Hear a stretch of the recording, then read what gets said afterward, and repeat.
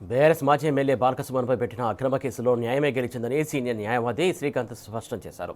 బాల్కసుమన్కు bail మంజూరైందని న్యాయవాది శ్రీకాంత్ తెలిపారు. కక్ష సాధింపు చర్యలో భాగంగా బాల్కసుమన్పై అక్రమంగా కేసులు నమోదు చేశారని మండిపడ్డారు.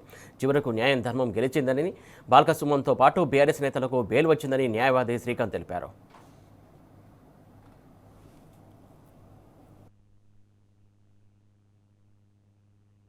తెలంగాణలో అక్రమ కేసులలో కాంగ్రెస్ ప్రభుత్వం అక్రమ కేసుల్లో సుమన్ గారిని లోపల పంపించడం జరిగింది.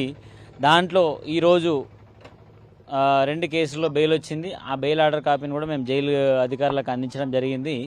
దాంట్లో భాగంగా ఆ 2 కేసులలో కూడా సుమన్ గారిని రిలీజ్ చేస్తారు.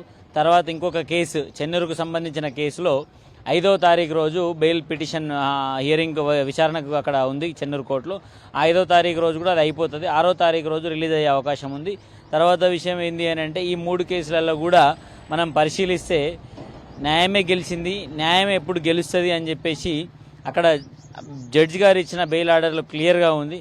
ఎలాంటి పూర్వపత్రాలు లేకుండా కేసు పెట్టారు అనేది క్లియర్గా అర్థమవుతా ఉంది.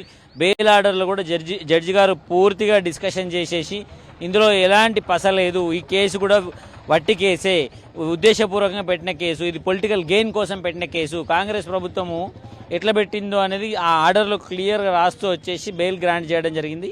మొదటి పిటిషనే జడ్జి గారు బెయిల్ ఇవ్వడం జరిగింది, మొదటి పిటిషన్లోనే. సో దాన్ని బట్టి మనకు క్లియర్గా అర్థమవుతుంది ఏంటి అని అంటే, న్యాయం చట్టం ఎప్పుడు కూడా ఎవరికి చుట్టం కాదు, చట్టం ఎప్పుడు కూడా న్యాయం వైపే పనిచేస్తుంది.